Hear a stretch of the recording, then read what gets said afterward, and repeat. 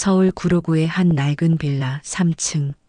저녁 6시가 조금 넘은 시각, 강지우는 현관문을 열며 작게 한숨을 내쉬었습니다. 35세의 그는 중소기업 계약직 사원을 가장한 채 낡은 백팩을 메고 있었고 작년에 2만 원 주고 산 운동화는 이미 밑창이 닳아 있었습니다. 좁은 거실에는 유소진이 요가 매트를 정리하고 있었습니다.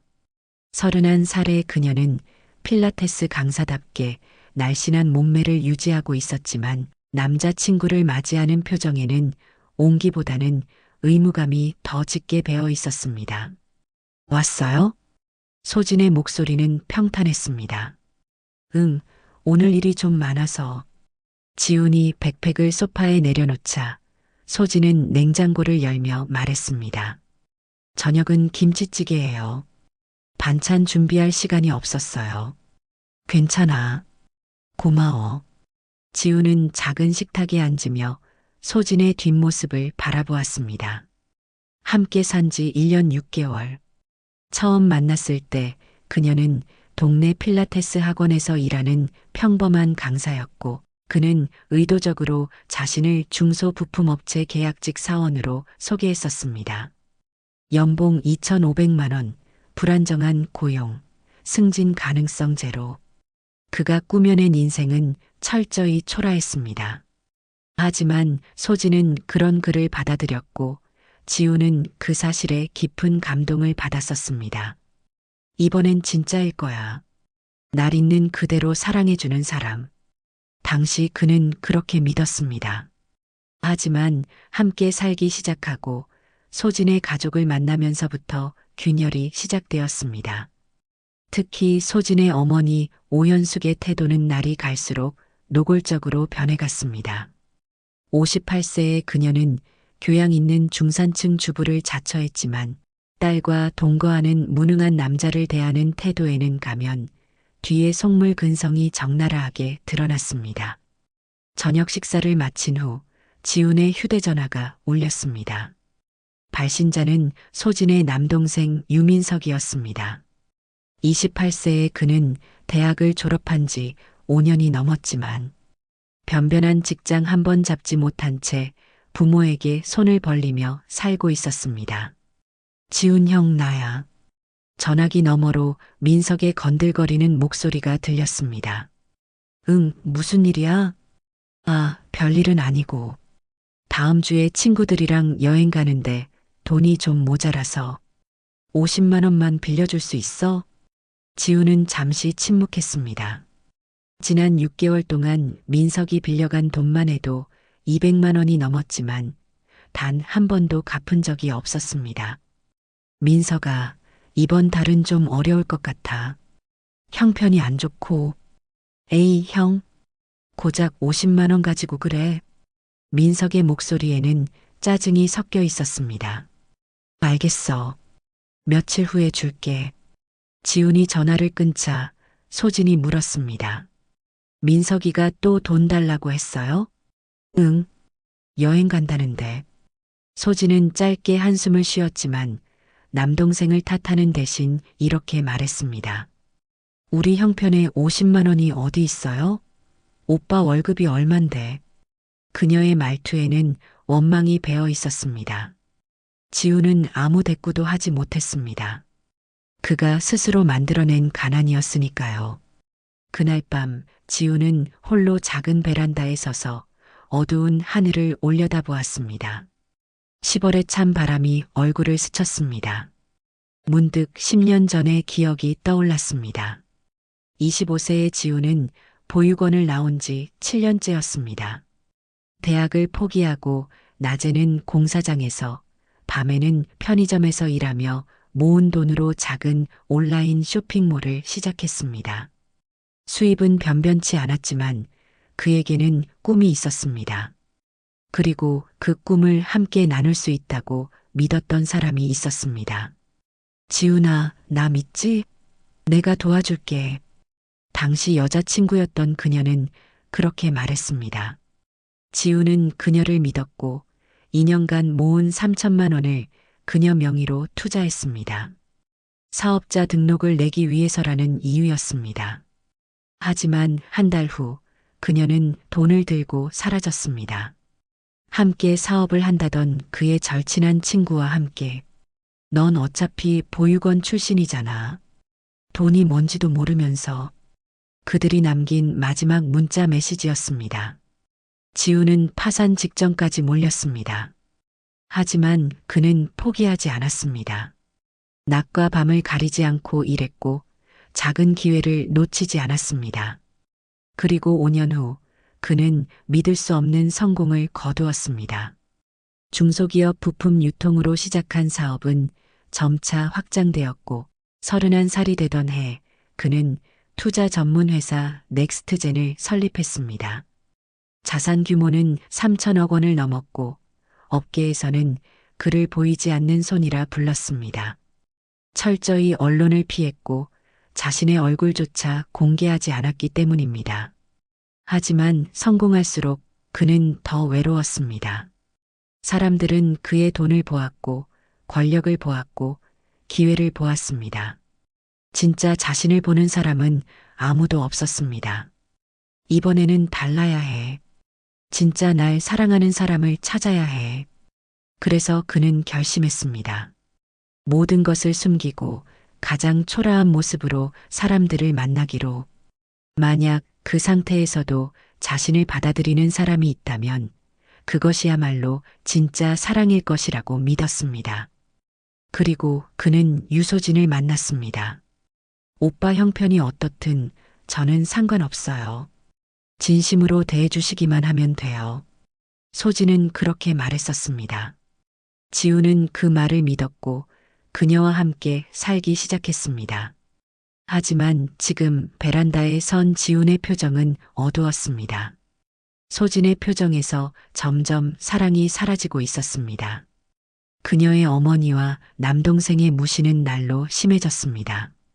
그리고 소진은 그들의 편에 서 있었습니다. 내가 잘못 선택한 걸까? 지우는 주먹을 꽉 쥐었습니다. 하지만 아직 그는 희망을 놓지 않았습니다. 어쩌면 시간이 지나면 나아질지도 모른다고, 자신이 더 노력하면 달라질지도 모른다고 믿고 싶었습니다. 거실에서 소진이 불렀습니다. 오빠, 내일 우리 아버지 생신이잖아요. 잊지 말고 일찍 와요. 알았어. 지우는 짧게 대답했습니다. 소진의 아버지 유정태의 62번째 생신. 작년에도 그는 성의껏 준비했지만 소진의 어머니는 그가 가져간 선물을 보고 코웃음을 쳤었습니다. 딸이랑 동거나 하면서 이런 걸 사오다니. 창피해서. 하지만 지우는 이번에도 최선을 다할 생각이었습니다. 그들이 자신을 어떻게 대하든 자신만은 예의를 지키고 싶었습니다. 언젠가 소진과 정식으로 결혼할 날을 꿈꾸며 지우는 베란다에서 한참을 서 있다가 거실로 돌아왔습니다. 소진은 이미 침실로 들어간 뒤였습니다. 좁은 거실에 홀로 남은 그는 소파에 앉아 천장을 바라보았습니다. 내일은 소진의 아버지 생신입니다.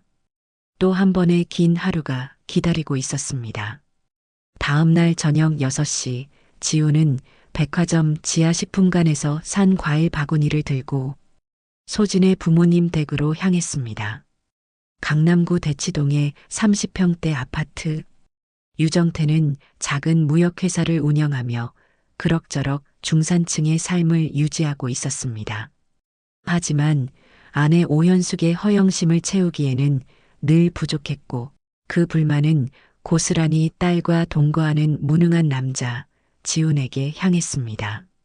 초인종을 누르자 현관문이 열렸습니다. 소진의 남동생 유민석이었습니다. 오, 형 왔네. 그게 선물이야?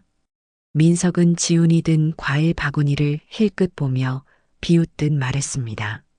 응, 아버님 좋아하시는 과일로 준비했어. 에이, 요즘 누가 과일 바구니를 선물로 사와? 그냥 현금이 최고지. 근데 형도 돈은 있어야 현금을 주지. 민석은 실내화를 질질 끌며 거실로 들어갔습니다. 지우는 현관에서 구두를 벗으며 작게 한숨을 쉬었습니다. 거실에는 벌써 가족들이 모여 있었습니다. 소파에 앉은 유정태는 62세답지 않게 정정한 체격을 유지하고 있었습니다. 그는 지훈을 보자 어색하게 고개를 끄덕였습니다. 왔나? 예, 아버님. 생신 축하드립니다. 지훈이 공손히 인사하며 과일 바구니를 내밀었습니다. 유정태는 받아들이며 짧게 미소 지었지만 옆에 앉은 아내 오현숙의 표정은 달랐습니다. 어머, 과일 바구니? 요즘도 이런 걸 선물로 주는 사람이 있네요. 오현숙의 목소리에는 노골적인 비웃음이 섞여 있었습니다. 58세의 그녀는 염색한 머리를 단정하게 빗어 넘겼고 값비싼 골드 목걸이를 하고 있었습니다. 그녀의 옷차림과 액세서리는 늘 자신의 경제적 위치를 과시하려는 듯 했습니다. 어머니, 아버님이 과일 좋아하신다고 해서 좋아하시는 건 좋아하시는 거고 격식은 격식이죠. 생신인데 최소한 백화점 상품권이라도 준비하는 게 예의 아닌가요? 뭐, 지훈 씨 형편에 그것도 어렵겠지만 지훈은 아무 말도 하지 못했습니다. 옆에 앉은 소진은 고개를 돌린 채 못 본 척했습니다. 자, 이제 식사합시다. 유정태가 어색한 분위기를 깨려 했지만 오현숙은 멈추지 않았습니다. 참, 소진아. 너희 집 월세는 이번 달에 잘 냈어? 네, 엄마. 다행이네. 계약직은 월급이 일정하지 않다면서? 지훈 씨는 이번 달 얼마나 받았어요? 오현숙이 대놓고 물었습니다. 지훈은 잠시 멈칫했습니다. 230만 원 정도입니다. 어머나, 고작 그것밖에? 소진이 필라테스 강사로 버는 것보다 적네. 남자가 여자보다 돈을 못 버는데 부끄럽지도 않아? 거실에 정적이 흘렀습니다. 민석은 피식 웃으며 맥주캔을 따고 유정태는 불편한 표정으로 시선을 피했습니다. 소진은 여전히 아무 말도 하지 않았습니다. 죄송합니다. 제가 더 노력하겠습니다. 지훈이 고개를 숙였습니다. 오현숙은 만족스러운 표정으로 식탁을 차리기 시작했습니다. 저녁 식사는 고통스러웠습니다. 오현숙은 계속해서 지훈을 겨냥한 말을 쏟아냈습니다. 내 친구 딸은 삼성전자 부장이랑 결혼했는데 강남에 아파트 한 채 얻어줬대요. 요즘 젊은 남자들은 다들 그렇게 하던데. 근데 우리 소진이는 그녀는 의미심장하게 말을 끊었습니다. 엄마, 식사나 해요. 소진이 작게 말했지만 목소리에는 힘이 없었습니다. 내가 뭘 잘못 말했어? 사실을 말하는 건데. 지훈아, 우리 소진이랑 결혼은 언제 할 생각이야? 오현숙이 정면으로 물었습니다. 지훈은 숨이 막혔습니다. 준비하고 있습니다. 준비하고 있는 거 맞아? 집도 없고 저축도 없는데? 우리 딸만 30 넘어서 이렇게 동거나 하면서 시간만 낭비하고 있잖아. 어머니, 아니면 처음부터 결혼할 생각이 없었던 거야? 우리 소진이 이용만 하려고? 그런 게 아닙니다. 진심으로. 진심? 진심이 있으면 능력을 보여줘야지. 말로만 사랑한다고 하면 뭐해? 지훈은 더 이상 대꾸하지 못했습니다. 오현숙의 공격은 가차 없었습니다. 식사가 끝나고 케이크가 나왔습니다. 백화점에서 주문했다는 6만 원짜리 케이크였습니다. 초를 끄고 박수를 치며 생일 축하 노래를 불렀습니다. 유정태는 어색하게 웃으며 케이크를 자르기 시작했습니다. 자, 다들 한 조각씩 드세요. 유정태가 케이크를 나눠주기 시작했습니다. 오현숙에게, 소진에게, 민석에게, 그리고 마지막으로 지훈의 접시에도 한 조각이 놓였습니다. 하지만 그것은 가장 작은 조각이었고 크림도 거의 묻어있지 않았습니다. 지훈이는 많이 먹으면 살찌잖아. 계약직은 외모라도 관리해야 나중에 쓸모가 있지. 오현숙이 웃으며 말했습니다. 민석이 낄낄거렸습니다. 맞아, 형. 요즘 배 나온 것 같던데 누나 만날 자격이라도 유지해야지. 지우는 접시를 내려다보았습니다. 작은 케이크 조각. 그것은 단순한 음식이 아니었습니다. 그것은 이 가족 안에서 자신의 위치였습니다. 아직 가족도 아니고 환영받지도 못하는 그저 참아주는 존재. 참아. 소진을 위해서라도. 지우는 속으로 되뇌며 케이크를 입에 넣었습니다. 달콤한 맛이 입안에 퍼졌지만 그의 가슴속은 쓰디쓴 무언가로 가득 찼습니다. 식사 후 거실에서 차를 마시는 동안 민석이 지훈 옆으로 다가왔습니다. 형, 저번에 말한 50만 원 언제 줄 수 있어? 민석아, 조금만 기다려줘. 이번 달은 정말. 에이, 맨날 기다리라고만 하고. 민석의 목소리가 커졌습니다. 오현숙이 끼어들었습니다. 지훈아, 고작 50만 원도 없어? 그러면서 우리 딸이랑 결혼은 무슨 결혼을 해? 죄송합니다. 지훈은 또다시 고개를 숙였습니다. 그의 주먹은 무릎 위에서 꽉 쥐어져 있었습니다. 밤 9시가 넘어서야 지훈과 소진은 그 집을 나왔습니다. 지하철을 타고 집으로 가는 동안 두 사람은 한마디도 나누지 않았습니다. 차창 밖 어둠 속을 바라보던 지훈이 조심스럽게 입을 열었습니다. 소진아, 왜요? 소진의 목소리는 차가웠습니다. 오늘 어머니 말씀이 좀 심하셨던 것 같아. 오빠가 이해해줘야죠. 우리 엄마도 날 걱정하시는 거예요. 나도 30 넘었는데 결혼도 못하고 이렇게 있으니까. 하지만 오빠는 언제쯤 준비될 거예요? 집도 없고 저축도 없고 이러다 나만 나이만 먹는 거 아니에요? 소진의 목소리에 짜증이 섞여 나왔습니다. 미안해. 조금만 더 기다려줘. 꼭. 그만해요. 피곤해요. 소진은 대화를 끊어버렸습니다. 지우는 더 이상 말하지 못했습니다. 집에 도착한 후 소진은 씻지도 않고 침실로 들어가 버렸습니다. 지우는 거실에 홀로 남아 소파에 앉았습니다. 가슴속에서 무언가가 무너져 내리는 느낌이었습니다. 내가 뭘 잘못한 걸까? 그는 손으로 얼굴을 감쌌습니다. 눈시울이 뜨거워졌습니다. 하지만 눈물은 흘리지 않았습니다. 울면 안 된다고 생각했습니다. 참아야 한다고, 견뎌야 한다고, 언젠가는 나아질 것이라고 믿고 싶었습니다. 벽에 걸린 시계는 밤 11시를 가리키고 있었습니다. 생신 파티가 있은 지 사흘이 지났습니다. 목요일 오후 지우는 평소보다 일찍 집으로 돌아왔습니다. 오후 4시 그는 집으로 향하는 지하철에 몸을 실었습니다. 차창 밖으로 10월의 햇살이 쏟아져 들어왔지만 그의 마음은 여전히 어두웠습니다. 집에 도착하자 현관은 조용했습니다. 소진은 오후 6시까지 필라테스 수업이 있다고 했으니 아직 돌아오지 않았을 것입니다. 지우는 구두를 벗으며 안도의 한숨을 쉬었습니다. 혼자 있는 시간이 필요했습니다.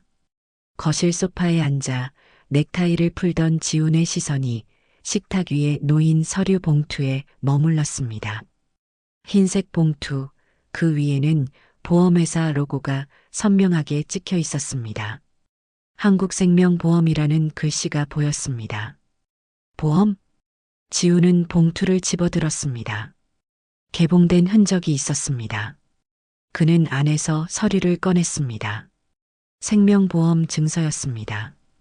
계약자 이름은 유소진, 피보험자는 강지훈.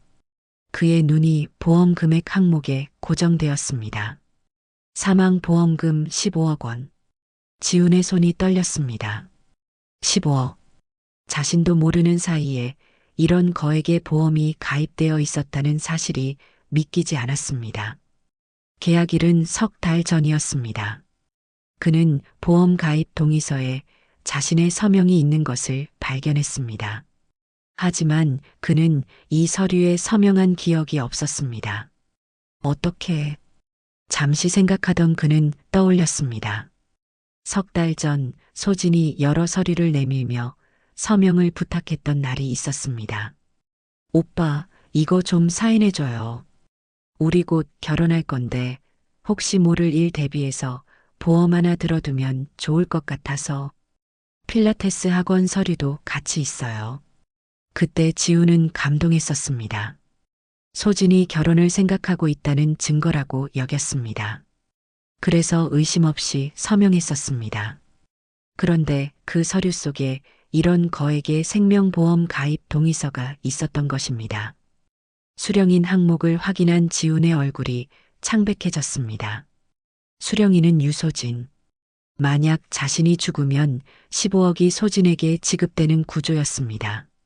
사실혼 관계자로 등재되어 있었습니다. 왜 이런 보험을? 지우는 서류를 다시 꼼꼼히 읽었습니다.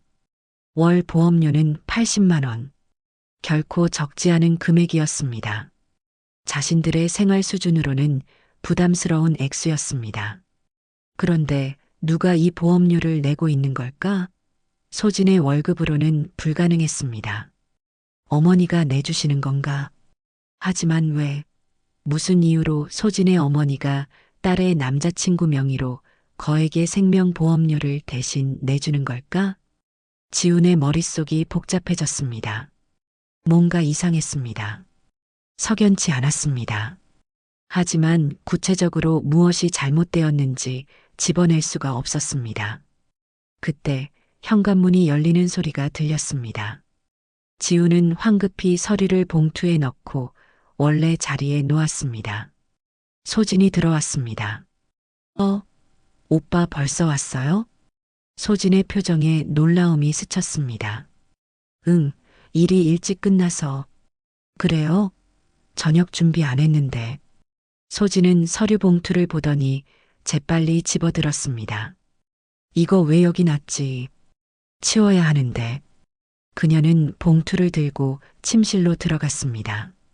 지우는 그 모습을 지켜보며 가슴이 두근거렸습니다. 뭔가를 숨기는 듯한 소진의 태도. 그것이 지훈의 불안을 증폭시켰습니다. 저녁 식사는 간단하게 배달 음식으로 해결했습니다. 치킨과 맥주. 소진은 평소보다 말이 없었고 지훈 역시 마찬가지였습니다. 식사를 마친 후 소진은 샤워를 하러 욕실로 들어갔습니다. 지훈은 거실에 홀로 남아 생각에 잠겼습니다. 보험 증서 15억. 왜 그런 거액을? 무슨 이유로? 그는 답을 찾을 수가 없었습니다. 오후 8시쯤 소진의 휴대전화가 울렸습니다. 식탁 위에 놓인 전화기 화면에 엄마라는 이름이 떴습니다. 욕실에서는 샤워하는 물소리가 들렸습니다. 지우는 잠시 망설이다가 전화를 받았습니다. 여보세요, 어머니. 지훈이? 오현숙의 목소리였습니다. 짧은 침묵이 흘렀습니다. 소진이는 지금 샤워 중이십니다. 제가 전달해 드릴까요? 아니야. 나중에 다시 전화할게. 오현숙이 서둘러 전화를 끊으려 하자 욕실 문이 열렸습니다. 소진이 머리를 수건으로 감싼 채 나왔습니다. 누구 전화예요? 어머님이야. 지훈이 전화기를 건네자 소진은 전화를 받으며 침실로 들어갔습니다. 문을 닫는 소리가 들렸습니다. 지훈은 이상하다고 느꼈습니다. 평소 소진은 어머니와 통화할 때 문을 닫지 않았습니다. 거실에 홀로 남은 지훈은 텔레비전을 켰습니다. 하지만 화면에 무엇이 나오는지 전혀 집중할 수 없었습니다. 침실에서 새어나오는 소진의 목소리가 신경 쓰였습니다. 텔레비전 소리를 낮추자 희미하게 대화 내용이 들려왔습니다. 네, 엄마. 확인했어요. 침묵. 몰라요. 아직은. 또 침묵. 알겠어요. 조심할게요. 대화는 짧게 끝났습니다. 잠시 후 침실 문이 열리고 소진이 나왔습니다. 어머님이 뭐래? 지훈이 물었습니다. 아무것도 아니에요. 그냥 안부 전화. 소진의 대답은 너무 빨랐습니다. 지훈은 더 묻지 않았습니다. 그날 밤 지훈은 잠을 이룰 수 없었습니다. 옆에 누워 잔 소진의 숨소리를 들으며 그는 천장을 바라보았습니다. 보험 증서 15억. 어머니와의 짧은 통화. 그리고 문을 닫고 통화하던 소진. 설마. 불길한 예감이 스쳤지만 지우는 고개를 저었습니다. 아니야. 그럴 리 없어. 소진이는 그런 사람이 아니야. 자신이 너무 예민해진 것뿐이라고 스스로를 다독였습니다. 하지만 다음 날 그의 세상은 완전히 무너져 내렸습니다. 금요일 오후 지우는 일찍 집에 돌아왔습니다. 어제부터 시작된 불안감을 떨쳐낼 수가 없었습니다. 집에 가서 보험 서류를 다시 확인하고 싶었습니다. 집에 도착했을 때는 오후 4시였습니다. 현관은 조용했습니다. 소진은 6시에 돌아올 예정이었습니다. 지우는 침실로 들어가 옷장을 열었습니다. 소진이 보험 서류를 어디에 두었는지 찾아야 했습니다. 옷장 윗칸, 서랍 속, 책상. 그는 조심스럽게 뒤졌습니다. 마침내 책상 서랍 깊숙한 곳에서 서류 봉투를 발견했습니다. 여러 장의 서류가 들어 있었습니다. 보험 증서뿐만 아니라 보험료 납입 내역서도 있었습니다. 납입자는 오현숙. 소진의 어머니가 매달 80만 원씩 보험료를 내고 있었습니다. 왜? 대체 왜? 지훈이 서류를 정리하려는 순간 화장실에서 물소리가 들렸습니다. 그는 깜짝 놀라 고개를 들었습니다. 누군가 집에 있었던 것입니다. 소진이가 벌써 왔나? 아니었습니다. 화장실 문이 열리며 나온 사람은 오현숙이었습니다. 어머, 지훈이? 벌써 왔어? 오현숙은 당황한 기색이 역력했습니다. 네, 어머니. 어머니는 어쩐 일로? 아, 소진이한테 반찬 좀 갖다 주려고 왔는데. 열쇠 있으니까. 오현숙의 설명은 자연스러웠지만 지우는 뭔가 이상함을 느꼈습니다. 주방을 보니 반찬통이 보이지 않았습니다. 반찬은 어디? 아, 소진이가 아직 안 왔길래 냉장고에 넣어놨어. 오현숙은 재빨리 대답하며 가방을 집어들었습니다. 그럼 난 이만 갈게. 푹 쉬어. 그녀는 서둘러 현관으로 향했습니다. 지우는 이상하다고 생각하며 냉장고를 열었습니다. 반찬통은 없었습니다. 그날 저녁 소진이 집에 돌아왔을 때 지우는 조심스럽게 물었습니다. 오늘 어머니 다녀가셨어. 네. 우리 엄마가요? 소진의 눈이 커졌습니다. 응. 반찬 갖다 주러 오셨다는데. 아, 그랬구나. 미리 말씀 안 하시고. 소진은 냉장고를 열어 확인했습니다. 하지만 반찬통은 없었습니다. 그녀의 표정이 굳었습니다. 그날 밤 11시 지우는 화장실에 갔다가 침실로 돌아오는 길에 소진의 목소리를 들었습니다. 베란다에서 전화 통화를 하고 있었습니다. 베란다 문은 살짝 열려 있었고 목소리가 새어나왔습니다. 지우는 복도 모퉁이에 몸을 숨기고 귀를 기울였습니다. 엄마, 오늘 왜 갑자기 우리 집에 오신 거예요? 소진의 목소리였습니다. 전화기 너머 오현숙의 목소리는 들리지 않았지만 소진의 대답으로 대충 짐작할 수 있었습니다. 보험 서류요? 그거 왜요? 침묵. 이번 주말이요? 너무 빠른 거 아니에요? 침묵. 엄마, 전 아직 확신이 안 서요. 침묵. 알아요. 우리 형편이 어려운 거. 하지만 그래도. 침묵. 그리고 소진의 다음 말이 지훈의 심장을 얼어붙게 만들었습니다. 보험금 수령인이 저로 되어 있는 건 확실하죠? 침묵. 네, 알겠어요. 엄마 말대로 할게요. 소진의 마지막 말이었습니다. 통화가 끊어지는 소리가 들렸습니다. 지우는 복도 모퉁이에 선 채 온몸이 얼어붙었습니다. 다리에 힘이 풀렸습니다.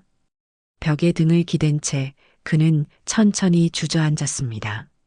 보험금 수령인. 엄마 말대로. 그 말들이 머릿속에서 맴돌았습니다. 의미를 이해할 수가 없었습니다. 아니, 이해하고 싶지 않았습니다. 베란다 문이 열리는 소리가 들렸습니다. 소진이 안으로 들어오고 있었습니다. 지우는 황급히 일어나 화장실로 들어갔습니다. 문을 잠그고 변기 뚜껑에 앉았습니다. 손이 떨렸습니다. 호흡이 가빠졌습니다. 설마. 하지만 그 설마는 점점 확신으로 변해가고 있었습니다. 15억짜리 생명보험. 소진의 어머니가 내는 보험료. 그리고 보험금 수령인을 확인하는 소진. 결혼도 안 한 사이에 이런 보험을. 지우는 얼굴을 두 손으로 감쌌습니다. 그날 밤 그는 화장실에서 1시간 넘게 나오지 못했습니다. 토요일 아침 햇살이 창문을 통해 쏟아져 들어왔지만 지훈의 세상은 어둠뿐이었습니다. 그는 밤새 한숨도 자지 못했습니다. 옆에 누운 소진의 고른 숨소리를 들으며 그는 천장을 바라보았습니다. 어젯밤 들었던 그 말이 귓가에서 떠나지 않았습니다. 보험금 수령인이 저로 되어 있는 건 확실하죠? 지우는 조심스럽게 침대에서 일어났습니다. 소진이 깨지 않도록 최대한 소리를 내지 않으며 거실로 나왔습니다. 시계는 새벽 5시를 가리키고 있었습니다. 그는 소파에 앉아 무릎을 끌어안았습니다. 믿고 싶지 않았습니다. 사랑하는 여자가 자신이 진심으로 아꼈던 그 사람이 자신의 목숨을 노리고 있다는 사실을.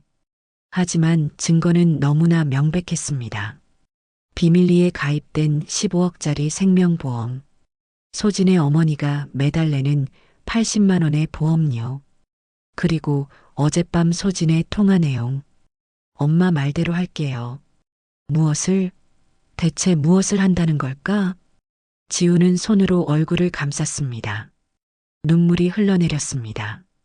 소리내어 울 수는 없었습니다. 옆방에서 소진이 깰 수 있었으니까요. 그는 입을 막고 조용히, 아주 조용히 울었습니다. 10년 전의 그날이 떠올랐습니다. 3천만 원을 들고 도망친 여자와 친구. 한강 다리 위에서 난간을 붙잡고 서 있던 그 밤. 이렇게 질 수는 없어. 그때도 이렇게 다짐했었습니다. 그리고 일어섰습니다. 하지만 지금은 달랐습니다. 이번에는 단순한 배신이 아니었습니다. 자신의 목숨이 걸린 문제였습니다. 지우는 주먹을 꽉 쥐었습니다. 손톱이 손바닥에 파고들었습니다. 아팠습니다. 하지만 가슴의 아픔에 비하면 아무것도 아니었습니다. 그래, 내가 바보였지. 또 속았어. 또. 자책의 말들이 머릿속을 채웠습니다. 하지만 곧 다른 감정이 밀려왔습니다. 분노. 차갑고 깊은 분노. 10년 전에는 도망쳤습니다. 돈만 빼앗겼을 뿐이었습니다. 억울했지만 살아남아서 성공하는 것으로 복수할 수 있었습니다. 하지만 이번은 다릅니다. 그들은 돈이 아니라 지훈의 목숨을 노리고 있었습니다. 15억을 받기 위해 남자친구를 죽이려는 여자. 그것을 설계하고 주도하는 어머니. 가만히 있으면 자신은 죽습니다. 도망칠 수도 없어. 경찰에 신고해봤자 증거가 없어. 그렇다면 해가 떠올랐습니다. 창문으로 아침 햇살이 쏟아졌습니다. 지우는 눈물을 닦고 일어섰습니다. 거울 앞에 섰습니다.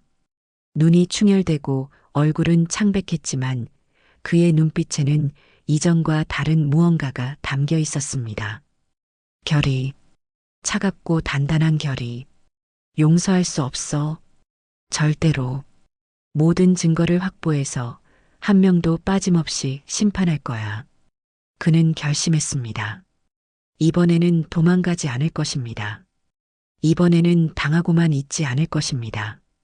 그들이 무엇을 계획하고 있는지, 어떻게 자신을 죽이려 하는지 모든 것을 밝혀내고 응징할 것입니다. 법정에 세울 것입니다. 세상에 공개할 것입니다. 그들의 위선과 탐욕, 그 추악한 민낯을 만천하에 드러낼 것입니다. 지우는 휴대전화를 집어들었습니다. 주소록을 열어 한 번호를 찾았습니다. 박철민 전무, 넥스트젠 투자사의 보안 담당 임원이었습니다. 전직 국정원 요원 출신으로 지훈이 가장 신뢰하는 사람 중 하나였습니다. 전화를 걸었습니다. 3번의 신호음 후 상대방이 받았습니다. 대표님, 이른 아침에 무슨 일이십니까? 박철민의 목소리는 깨어 있었습니다. 군인 출신답게 새벽에도 또렷했습니다. 박 전무, 지금 만날 수 있나? 물론입니다. 어디로 갈까요? 강남역 3번 출구 앞 스타벅스. 7시. 알겠습니다. 전화를 끄는 지우는 옷을 갈아입었습니다. 침실로 돌아가 조심스럽게 옷장을 열었습니다. 소진은 여전히 자고 있었습니다. 그녀의 평화로운 얼굴을 보니 웃음이 나왔습니다. 쓴 웃음이었습니다. 편하게 자네. 아직은 모를 테니까. 내가 무슨 짓을 하려 했는지 내가 다 알아낸다는 걸. 오전 7시 강남역 스타벅스. 주말 아침이라 사람이 많지 않았습니다. 지우는 구석자리에 앉아 아메리카노를 마시며 기다렸습니다. 5분 후 정확히 7시에 박철민이 도착했습니다. 50대 초반의 그는 단정한 슈트를 입고 있었습니다. 키 180의 단단한 체격. 군인의 자세가 여전히 남아 있었습니다. 대표님, 박철민이 맞은편에 앉으며 고개를 숙였습니다. 지우는 주변을 둘러본 후 낮은 목소리로 말했습니다. 박 전무, 급한 일이 생겼어. 무슨 일입니까? 내 집에 감시 장비를 설치해야 해. 최대한 작고 절대 들키지 않을 것으로. 박철민의 눈빛이 날카로워졌습니다. 누군가를 감시하시려는 겁니까? 응. 내 여자친구와 그녀의 가족들. 박철민은 잠시 침묵했습니다. 그는 지훈이 누군가와 동거한다는 사실을 알고 있었지만 상대방이나 그 가족에 대해서는 아무것도 몰랐습니다. 지훈이 철저히 사생활을 숨겼기 때문입니다. 이유를 여쭤봐도 될까요? 지훈은 지난 이틀간의 일을 간략하게 설명했습니다. 15억짜리 생명보험, 소진의 어머니가 내는 보험료, 어젯밤 들었던 통화 내용. 박철민의 표정이 점점 굳어졌습니다. 대표님, 이건 심각한 문제입니다. 당장 경찰에. 아니, 지훈이 손을 들어 막았습니다. 경찰은 안 돼. 아직 증거가 부족해. 통화 내용도 내가 직접 들은 것뿐이고 녹음도 안 했어. 보험 가입 자체는 불법이 아니고. 하지만 대표님의 안전이. 나는 안전해. 아직은 그들이 뭘 계획하고 있는지 정확히 알아야 해. 언제, 어떻게, 누가 관여했는지. 완벽한 증거를 확보해서 한 명도 빠짐없이 처벌받게 할 거야. 지훈의 목소리는 차가웠습니다. 박철민은 그의 눈빛을 보며 고개를 끄덕였습니다. 그 눈빛을 알았습니다. 결심한 사람의 눈빛. 되돌릴 수 없는 결의. 알겠습니다. 월요일까지 준비하겠습니다. 고마워. 그리고 박 전무. 네. 이 일은 절대 비밀이야. 회사 사람들도 모르게. 물론입니다. 두 사람은 30분 동안 더 이야기를 나눴습니다. 어떤 장비를 사용할지, 어디에 설치할지, 어떻게 데이터를 수집할지. 박철민은 메모를 하며 고개를 끄덕였습니다. 거실, 침실, 베란다에 초소형 카메라와 음성 녹음기를 설치하겠습니다. 렌즈는 볼펜 크기보다 작습니다. 절대 눈에 띄지 않습니다. 휴대전화 도청은 여자친구분의 휴대전화에 접근할 수 있다면 가능합니다.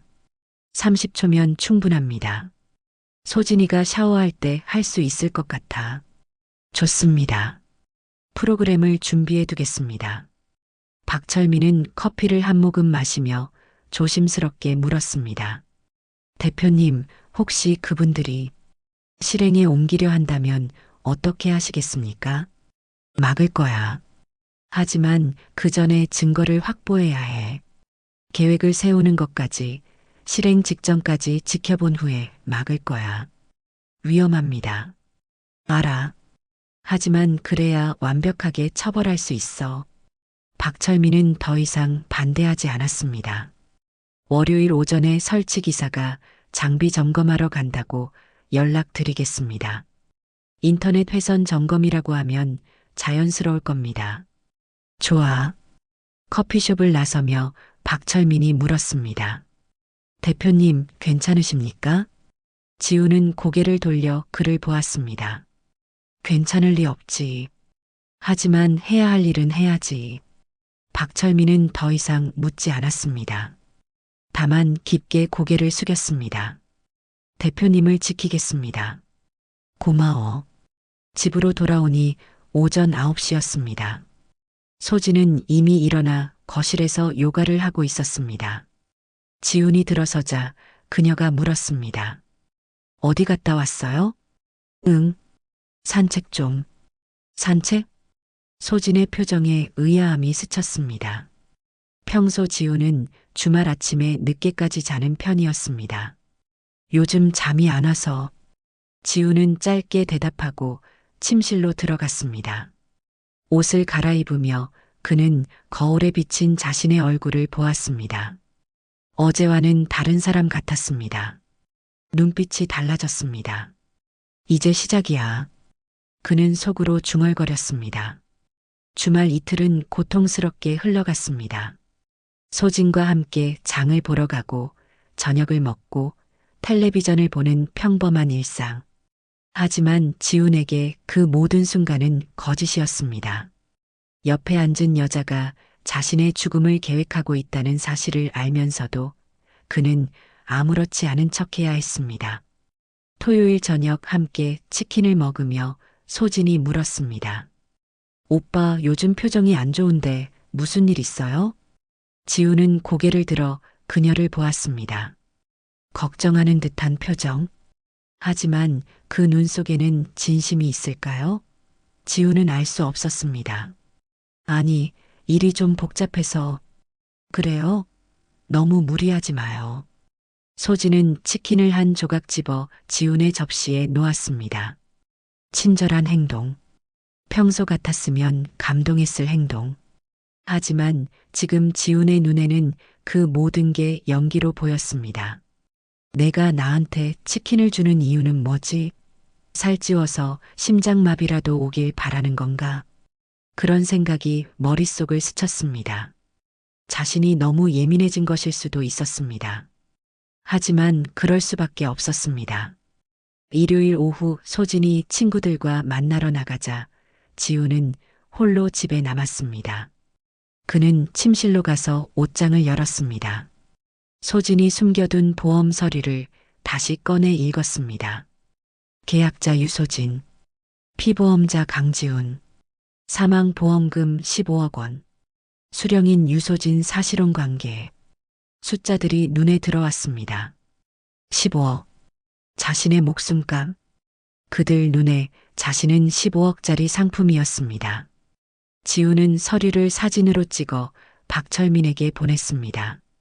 몇 분 후 답장이 왔습니다. 확인했습니다. 월요일 오전 10시 여자친구분 출근 후 방문하겠습니다. 일요일 저녁 소진이 샤워를 하는 동안 지우는 박철민에게 문자를 보냈습니다. 내일 오전 10시에 우리 집으로. 소진은 9시에 출근. 답장이 왔습니다. 알겠습니다. 준비 완료했습니다. 지우는 전화기를 내려놓고 창밖을 바라보았습니다. 10월의 하늘은 높고 맑았습니다. 아름다운 가을날이었습니다. 하지만 지훈의 마음속은 겨울처럼 차가웠습니다. 월요일 아침 9시 소진이 필라테스 학원으로 출근하자 지훈은 현관문을 잠그고 거실로 돌아왔습니다. 10분 후 초인종이 울렸습니다. 박철민과 기술자 김 기사였습니다. 대표님, 박철민이 고개를 숙였습니다. 들어오세요. 두 사람은 조용히 들어와 즉시 작업을 시작했습니다. 김 기사는 손톱만 한 크기의 초소형 카메라들을 꺼냈습니다. 거실, 침실, 베란다, 주방에 설치하겠습니다. 그의 손놀림은 정교했습니다. 벽시계를 분해하고 카메라를 삽입한 후 다시 조립하는 과정이 10분도 걸리지 않았습니다.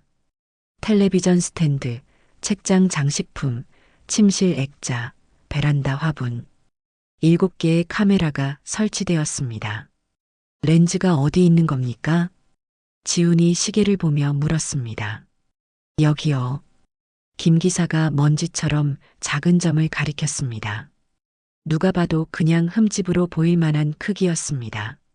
1시간 후 작업이 완료되었습니다. 지훈의 휴대전화에 감시 앱이 설치되었고 집안 곳곳의 영상이 실시간으로 보였습니다. 박철민이 작은 USB를 건넸습니다. 여자친구분 휴대전화에 설치할 프로그램입니다. 30초면 됩니다. 고맙습니다. 두 사람이 떠난 후 지훈은 시간을 보내기 위해 카페로 향했습니다. 저녁 6시 반쯤 집에 돌아오니 소진이 저녁 준비를 하고 있었습니다. 식사 후 소진이 설거지를 하러 주방으로 갔습니다. 지훈은 거실에서 텔레비전을 켜고 몰래 휴대전화로 주방 카메라를 확인했습니다. 소진의 전화기가 울렸습니다. 엄마라는 표시. 네, 엄마. 아직이요. 기회가 없었어요. 이번 주말이요? 여행 간다고 하면 될까요? 알겠어요. 엄마 말대로 할게요. 통화가 끝났습니다. 소진이 거실로 나왔습니다. 오빠, 이번 주말에 우리 여행 갈까요? 소진이 미소 지으며 물었습니다. 여행? 응. 강원도 어때요?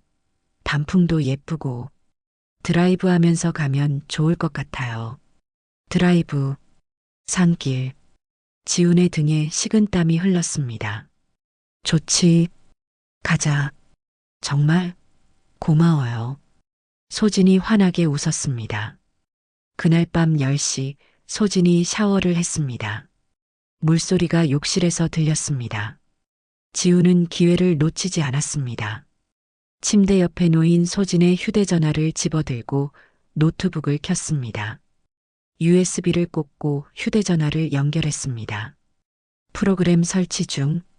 10%, 50%. 욕실에서 물소리가 멈췄습니다. 70%, 90%. 문고리를 잡는 소리. 100%. 설치 완료. 지훈은 재빨리 휴대전화를 원래 자리에 놓았습니다. 욕실 문이 열렸습니다. 뭐해요? 아, 일 관련 이메일 확인하고 있었어. 소진은 의심하지 않고 침대에 누웠습니다. 성공했습니다. 다음 날 화요일 오전, 지훈은 넥스트젠 본사 보안실로 박철민을 찾아갔습니다. 어제 영상 다시 보여주세요. 박철민은 큰 화면에 주방 통화 영상을 띄웠습니다. 이번에는 오현숙의 목소리도 복원되어 있었습니다. 소진아, 이번 주말이 적기야.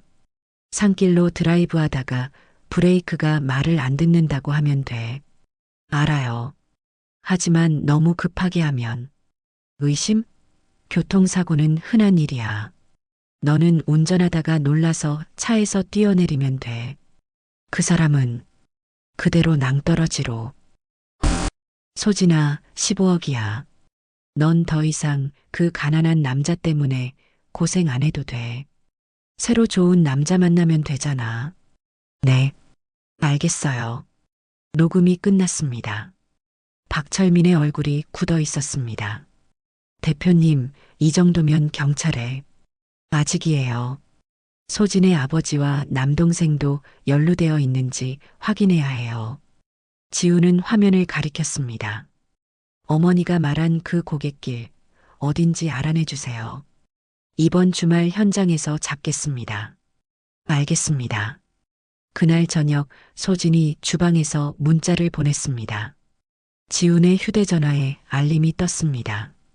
모니터링 앱이었습니다. 받는 사람 엄마. 내용 이번 주말 여행 가기로 했어요. 토요일 아침 출발. 답장이 왔습니다. 보낸 사람 엄마. 내용 잘했어. 금요일 밤에 우리 집으로 와. 마지막 점검하자. 지우는 이를 악물었습니다. 금요일. 그들은 금요일 밤에 모여서 최종 계획을 확인할 것입니다. 좋아. 모두 모이는구나. 저녁 식사 중 소진이 말했습니다. 오빠, 주말 여행 기대돼요. 응, 나도. 지우는 미소를 지었습니다. 하지만 그 미소는 가면이었습니다. 금요일 저녁 6시 소진이 말했습니다.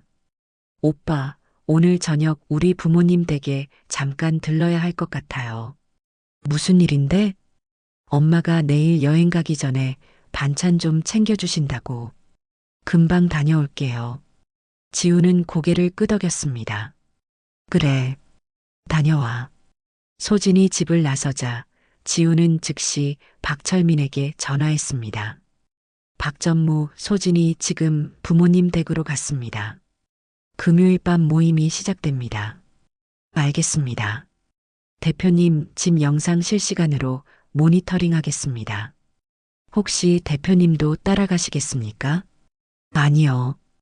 여기서 기다리겠습니다. 소진의 휴대전화 위치 추적과 주변 음성 녹음 가능하죠? 물론입니다. 이미 활성화되어 있습니다. 지우는 노트북을 켰습니다. 박철민이 보내준 링크를 통해 소진의 휴대전화 음성이 실시간으로 들렸습니다.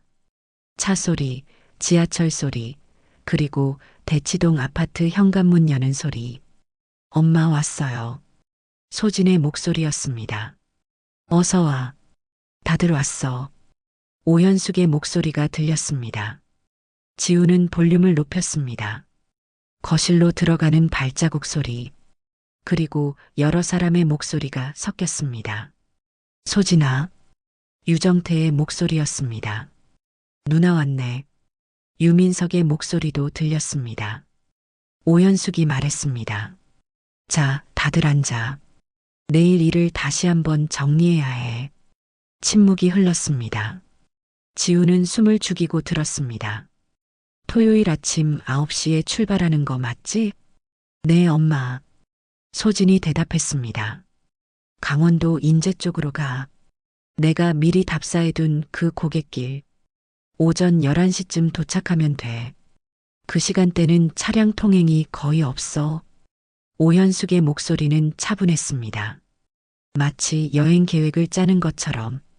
엄마, 정말 괜찮을까요? 만약에. 소진의 목소리가 떨렸습니다. 만약은 없어.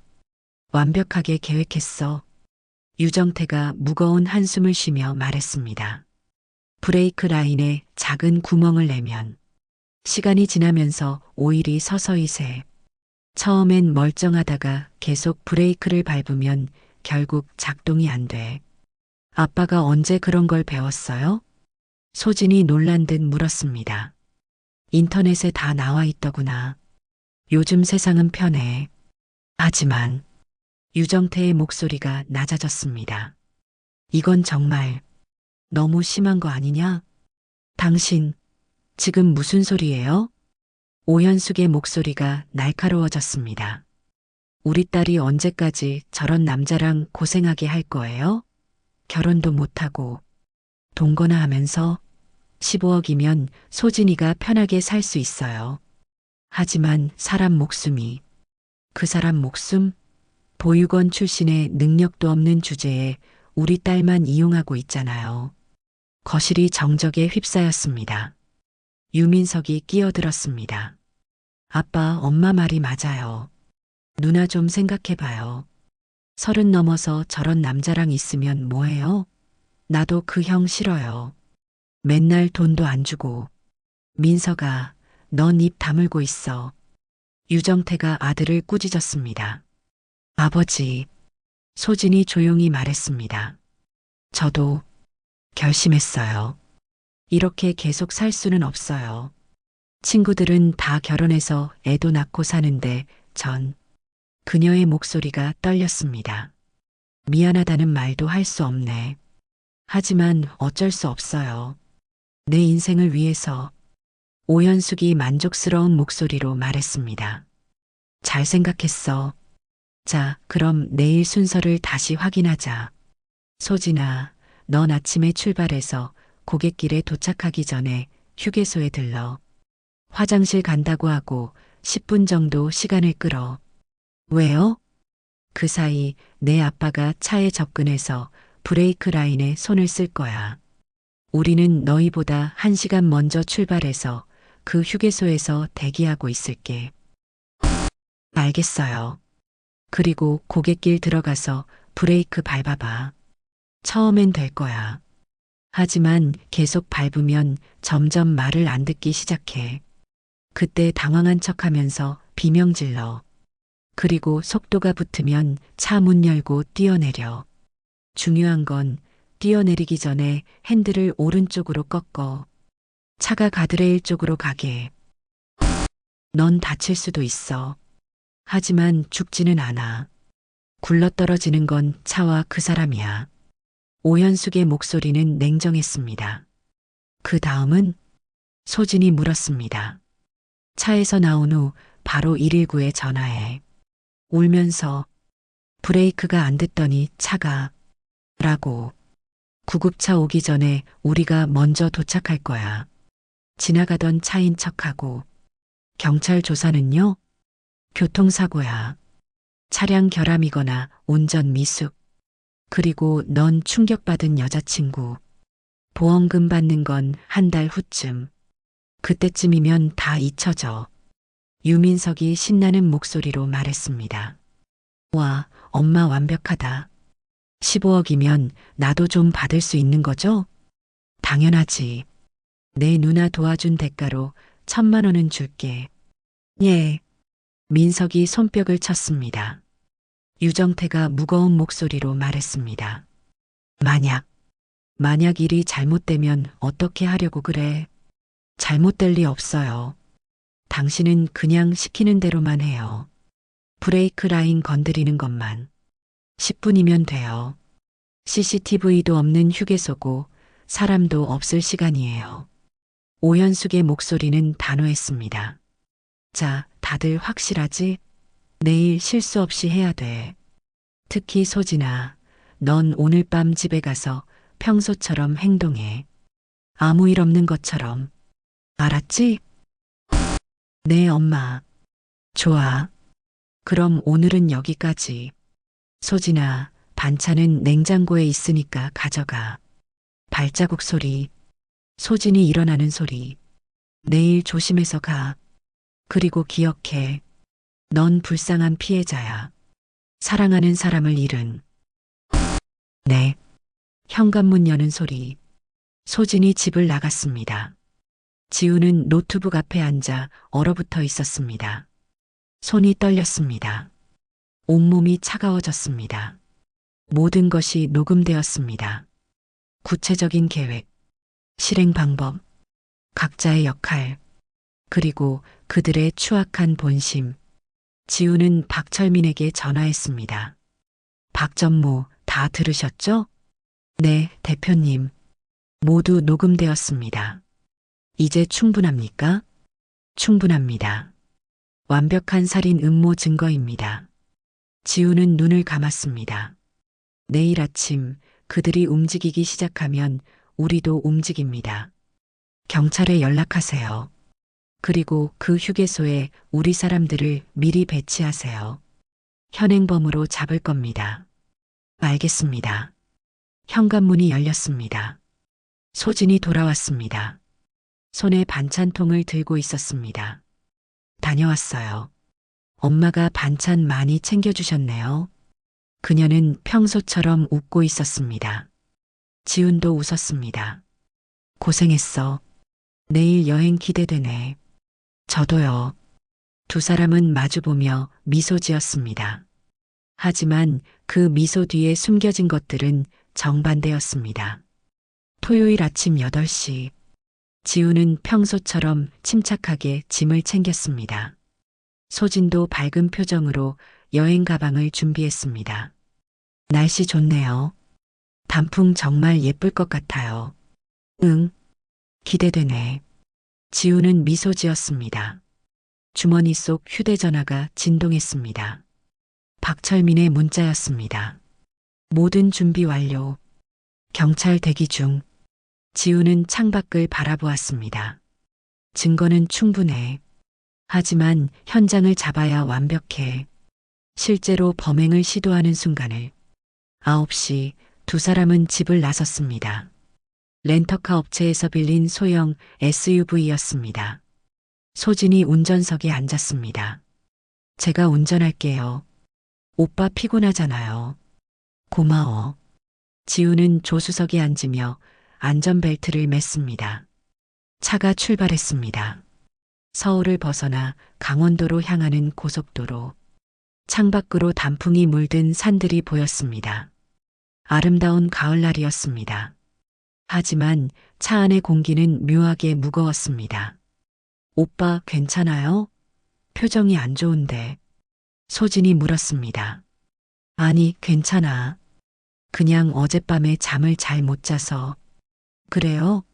여행 와서 푹 쉬어요. 소진은 웃었습니다. 하지만 그녀의 손이 핸들을 쥔 채 미세하게 떨리고 있었습니다. 10시 30분, 차는 인제 방면 휴게소에 들어섰습니다. 화장실 좀 다녀올게요. 소진이 차에서 내렸습니다. 지훈도 따라 내렸습니다. 나도 커피 좀 사올게. 네. 소진이 화장실로 향했습니다. 지훈은 휴게소 매점으로 걸어가며 주변을 둘러보았습니다. 주차장 구석에 검은색 승용차 한 대가 서 있었습니다. 유정태의 차였습니다. 차 안에 세 사람의 실루엣이 보였습니다. 지훈은 휴대전화를 꺼내 문자를 보냈습니다. 지금입니다. 커피를 들고 차로 돌아온 지훈은 조수석에 앉았습니다. 잠시 후 소진이 돌아왔습니다. 갔다 왔어요. 출발할까요? 소진이 시동을 걸려는 순간 지훈이 말했습니다. 잠깐만. 타이어 공기압 확인 좀 해야겠다. 타이어요? 왜요? 아까부터 운전하는 느낌이 좀 이상한 것 같아서 산길 가기 전에 확인하는 게 좋을 것 같아. 그래요? 지훈이 차에서 내렸습니다. 뒷바퀴 쪽으로 돌아가 몸을 숙였습니다. 그리고 주차장 구석을 향해 시선을 던졌습니다. 바로 그 순간 유정태가 차에서 내려 그들의 차 쪽으로 걸어오고 있었습니다. 손에 작은 공구 가방을 들고 있었습니다. 아버님? 지훈이 일어서며 큰 소리로 불렀습니다. 유정태가 얼어붙었습니다. 소진이 차에서 급하게 내렸습니다. 아, 아빠. 그때 사방에서 사람들이 나타났습니다. 경찰복을 입은 사람들, 그리고 정장을 입은 형사들. 유정태 씨, 그 자리에 멈춰 서십시오. 형사 한 명이 수첩을 꺼내 보이며 다가왔습니다. 무슨 일입니까? 유정태의 얼굴이 창백해졌습니다. 손에 든 공구 가방이 바닥에 떨어졌습니다. 살인 음모 혐의로 긴급 체포합니다. 검은색 승용차에서 오현숙과 유민석도 급하게 내렸습니다. 무슨 일이에요? 왜 우리 남편을? 오현숙이 달려왔지만 다른 경찰들이 그녀를 막았습니다. 오현숙 씨, 유소진 씨, 유민석 씨도 함께 동행하셔야 합니다. 뭐라고요? 소진이 떨리는 목소리로 물었습니다. 그녀는 지훈을 돌아보았습니다. 오빠가 뭔가 했어요? 지훈은 차갑게 그녀를 바라보았습니다.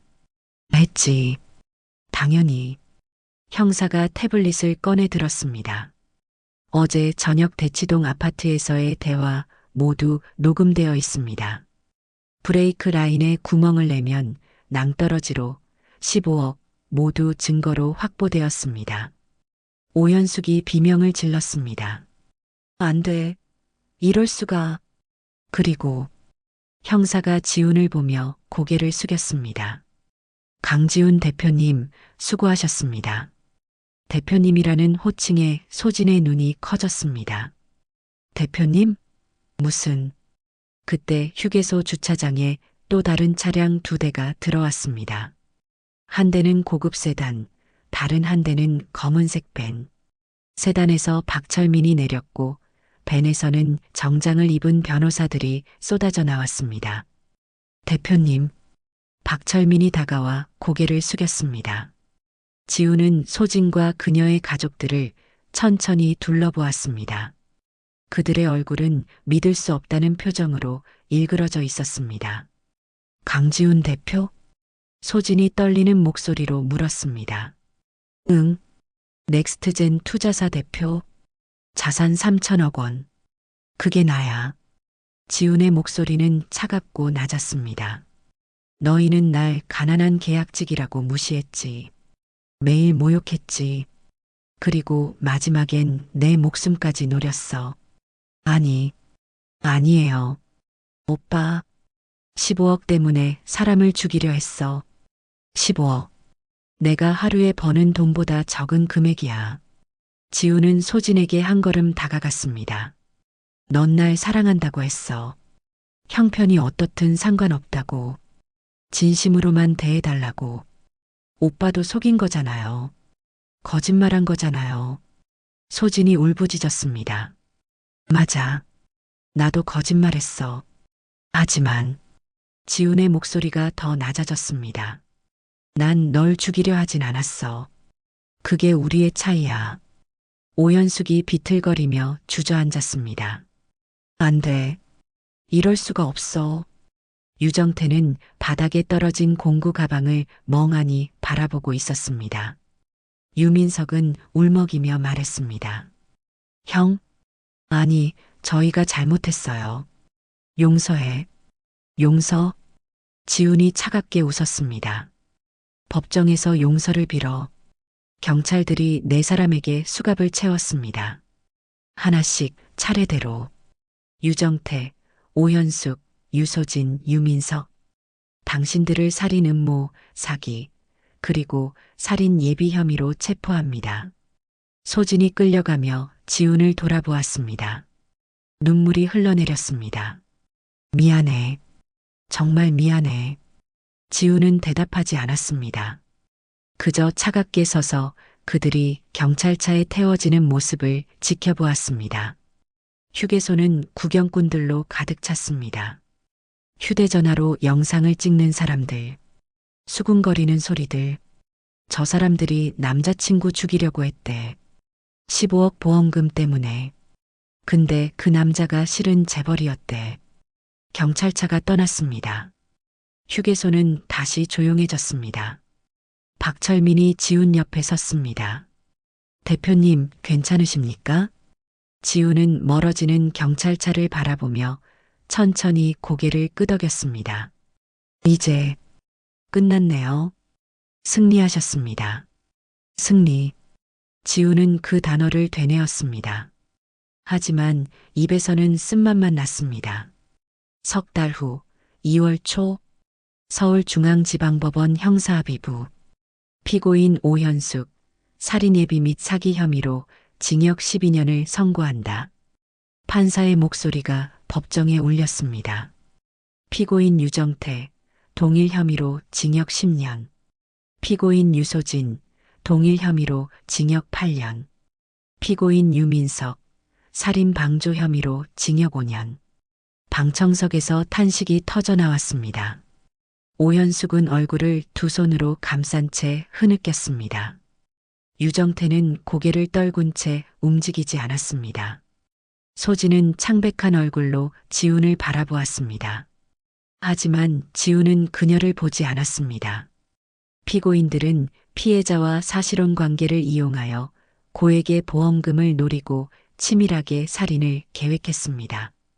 다행히 범행이 실행되기 전 저지되었으나 그 악의성과 계획성을 고려할 때 중형이 불가피합니다.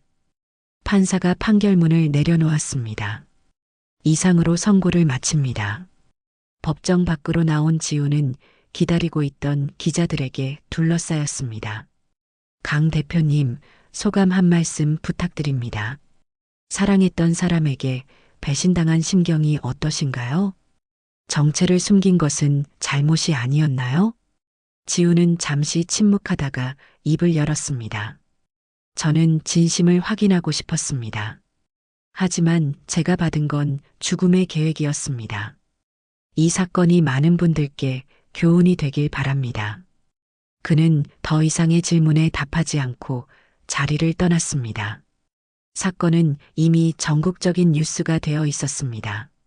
포털 사이트 실시간 검색어 1위, 넥스트젠 대표 살인 음모 사건, 15억 보험금 살인, 숨은 재벌 복수극. 댓글은 수천 개가 달렸습니다. 와, 진짜 소름이다. 사람을 그렇게 자업자득이지. 사람 목숨을 돈으로 본 데가. 근데 대표가 정체 숨긴 것도 문제 아님? 문제긴 한데 그래도 죽이려는 것보단 낫지. 일주일 후 지우는 서울구치소 면회실에 앉아 있었습니다. 철창 너머로 소진이 들어왔습니다. 파란색 수감복을 입은 그녀는 몰라볼 만큼 야위어 있었습니다. 두 사람은 한동안 말없이 서로를 바라보았습니다. 왔네요. 소진이 먼저 입을 열었습니다. 목소리가 쉬어 있었습니다. 응, 고마워요. 면회 와줘서. 지우는 대답하지 않았습니다. 소진은 손으로 얼굴을 감쌌습니다. 미안해요. 정말 미안해요. 뭐가? 지훈의 목소리는 무덤덤했습니다. 모든 게요. 오빠를 그렇게 대한 것. 그리고 그런 끔찍한 계획에 동의한 것. 소진이 울먹였습니다. 엄마가 계속 말했어요. 오빠 같은 사람이랑 있으면 내 인생이 끝난다고.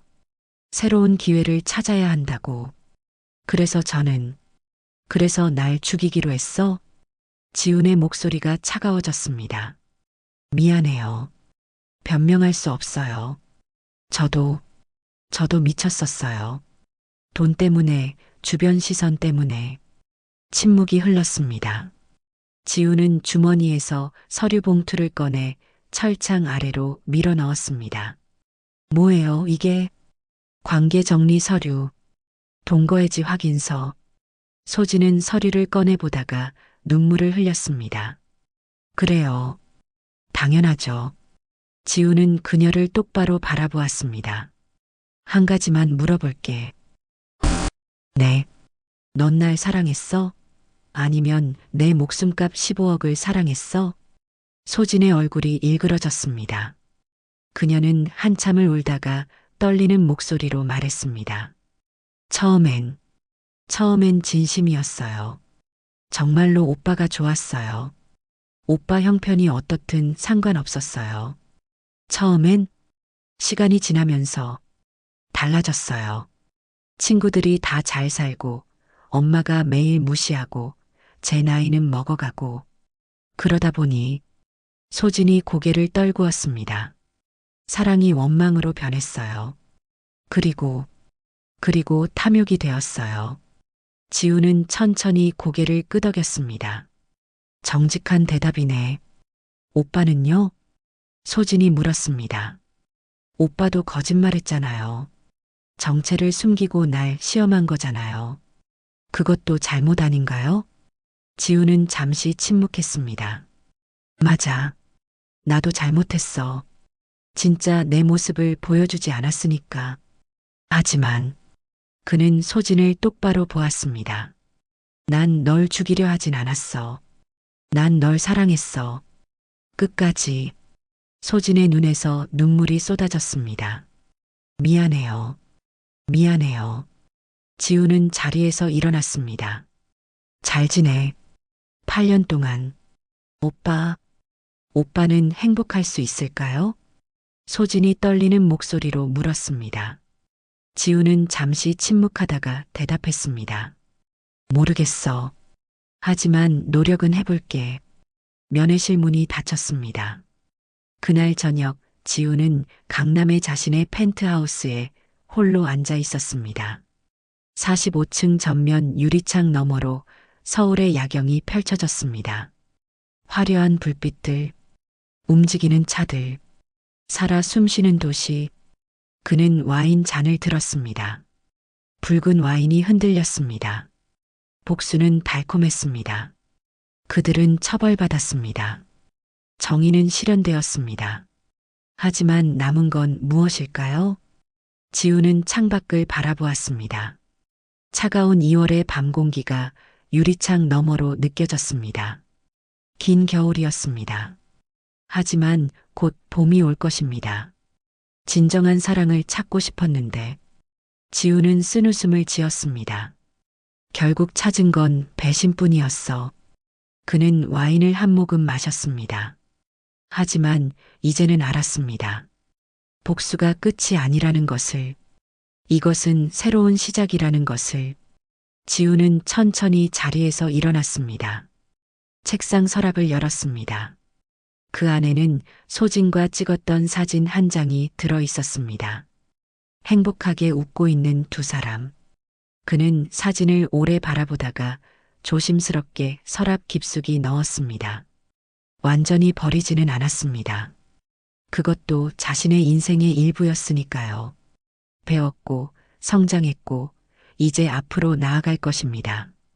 창밖의 도시는 여전히 빛나고 있었습니다. 수많은 사람들이 사랑하고 믿고 배신하고 용서하며 살아가는 곳. 지우는 휴대전화를 집어들었습니다. 박철민에게 문자를 보냈습니다. 내일 오전 회의 준비해 주세요. 새로운 프로젝트 시작합니다. 일에 집중하는 것. 그것이 지금 할 수 있는 최선이었습니다. 답장이 왔습니다. 알겠습니다, 대표님. 내일 뵙겠습니다. 지우는 휴대전화를 내려놓고 다시 창밖을 바라보았습니다. 언젠가 다시 누군가를 믿을 수 있을까요? 언젠가 다시 진짜 사랑을 찾을 수 있을까요? 지우는 알 수 없었습니다. 하지만 한 가지는 확실했습니다. 삶은 계속됩니다. 상처를 안고서라도. 이번 겨울이 지나고 봄이 오면 그는 다시 살아갈 것입니다. 더 현명하게, 더 조심스럽게, 하지만 포기하지 않고. 창밖 멀리 한강이 보였습니다. 10년 전 그가 섰던 그 다리. 그때도 그는 포기하지 않았습니다. 그리고 일어섰습니다. 이번에도 마찬가지입니다. 지우는 천천히 미소 지었습니다. 쓴웃음이 아닌 조용한 결의가 담긴 미소였습니다. 긴 사연 시청해 주셔서 감사합니다. 영상이 마음에 드셨다면 구독과 좋아요, 응원 부탁드립니다. 사연을 읽어드렸던 사연 한 잔이었습니다. 끝까지 시청해 주신 모든 분들 고맙습니다.